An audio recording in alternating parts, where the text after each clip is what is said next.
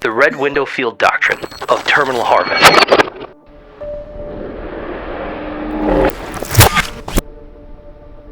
Where agents intentionally sever the formal chain of custody protocols to extract an artifact from a hostile or collapsing timeline environment, accomplishing the physical retrieval before the artifact is naturally destroyed or irretrievably altered, and without being detected or leaving any trace.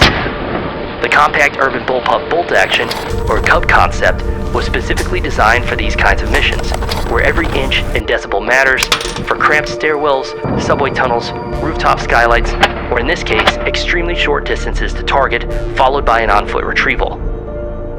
This is precision where any normal rifle can't even stretch or breathe. Let the evaluation begin.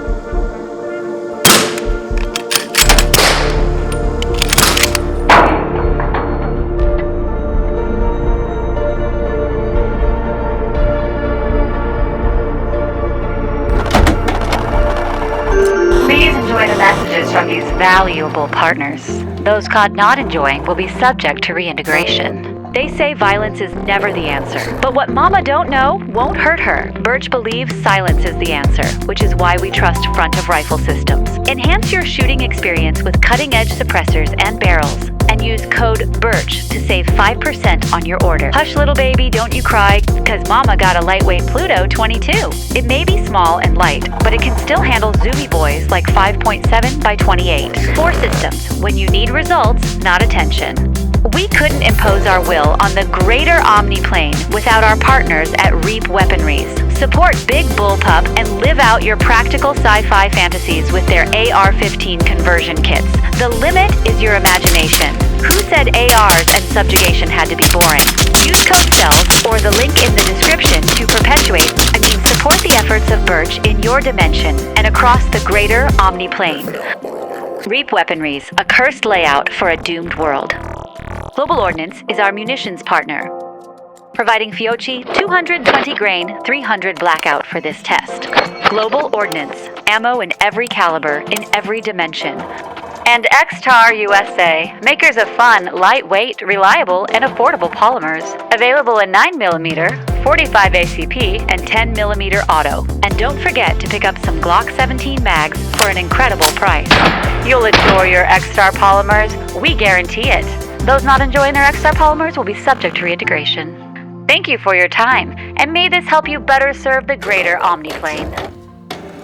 During Operation Adriatic Dawn, a terminal harvest was executed to retrieve a Springfield Hellion from a soldier. The CUBB was able to neutralize the soldier with one shot, while Malcolm jammed the drone, and then the artifact was retrieved, and we slipped out, just as the drone operator would have dropped the bomb.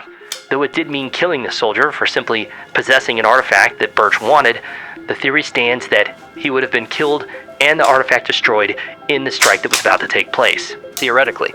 Let's cut that last part out. A wise decision. At the heart of this build is an 11-inch 300 blackout upper by UNAW Precision. It sits on top of a mil-spec Rainier Arms AR-15 lower, converted to a bullpup with a Reap Weaponries SCY. We made this because nothing else even close existed. While bolt-action bullpups are nothing new, they are exceedingly rare, and rather quite expensive. The Desert Tech SRS, for example, is nearly $6,000, and the smallest caliber on offer is 7.62 by 51. The HTI is nearly $8,000, and is primarily chambered in 50 BMG. Well, that's hardly subtle. Their purpose is not subtle, it is extreme. In this scenario, the chain of custody had to be interrupted before the drone strike while the drone was jammed, leaving a 10-second window before the drone pilot aborted his attack or the artifact holder changed positions. So proximity, detection, and maneuverability were key. Back-to-back slip requests are unfortunately unreliable. They can be delayed, jammed, or inaccurate, so we had to rely on a radius that allowed for retrieval by foot and then exit via slip. So in this configuration, the CUBB had to be as compact with as low of a signature as possible. The CUBB has an overall length of just 26.6 inches from tip of suppressor to end of stock, with an 11-inch barrel, stock in the firing position, and a 7.5-inch suppressor, making it the shortest sub-MOA capable bolt-action rifle in existence. The CUBB is nearly the same length as an 8-inch Q minifix in 300 blackout, with the stock open, but but not extended, and without a suppressor. With the Q trash panda affixed, that length difference extends to approximately 6.7 inches. Up front is a BOE Suppression Mod 1. This provides excellent suppression, especially with the solid end cap, and is well suited for bolt action. The 11-inch UNA Precision upper is the real heart of this build, and it can be changed or swapped for mission specifics. With a 1 in 8 twist, heavy barrel, and rated for sub-MOA precision with factory match ammo, there was no chance of missing at close range. In the back, an XPS stock threads directly into the lower receiver. It's just long enough to accommodate the UNA's bolt travel while staying compact and being hollow to take a portion of the bolt. Up top is an inexpensive but potent IR laser, visible laser, and white light, the Votatsu E848.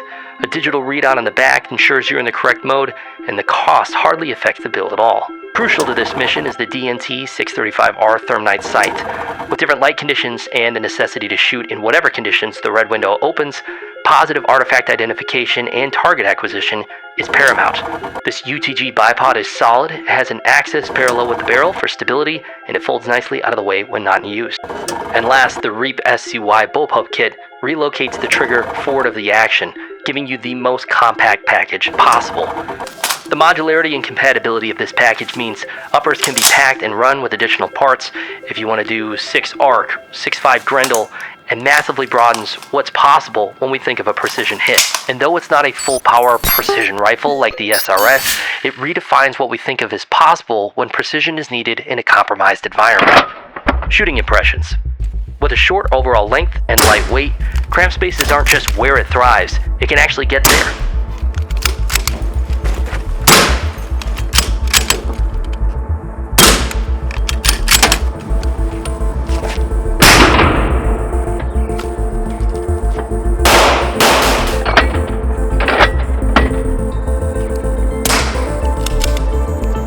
Side and out of its way, a secondary like the Flux P365 can handle any in-between scenario.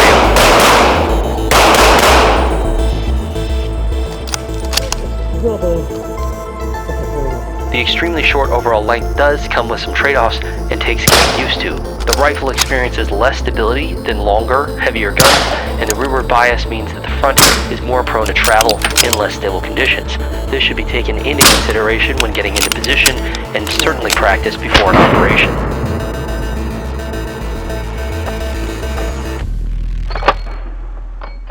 The only needed change here is a more forward bolt handle placement, closer to the grip, and keeping the throw within the natural range of motion. A slightly longer XPS stock could remedy this. Considering all these factors and the minor criticism of the bolt travel, not contributed by UNA Precision, but by the pattern of the rifle itself, it is my opinion that the CUBB concept is a resounding success. We look for other configurations to build off this concept, such as a 6 arc or 6.5 Grendel, but as is, I believe the CUBB will make an excellent addition to our armory. Submit report. Thank you for submitting your report on the CUBB concept. The BIRCH Bark Armory Council will review your findings. You have fulfilled the requirements agreed upon.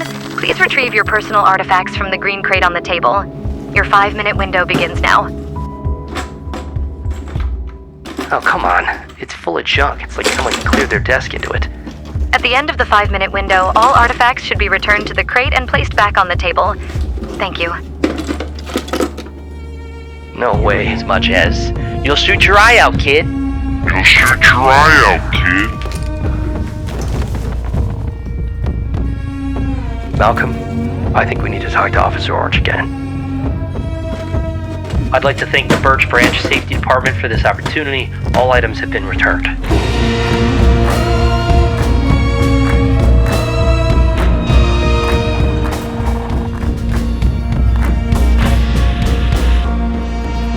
Hey everybody, thanks for watching. It's been a tough week. I thought at the beginning of the week my CPU going out right after I finished the Hellion video would be the worst thing that happened. And then 3 hours after I posted that video, Charlie Kirk got shot. And it's been tough. I've struggled with anger and, just kind of sat back and watched the world for better or for worse. But I've come away with some things that I want to share.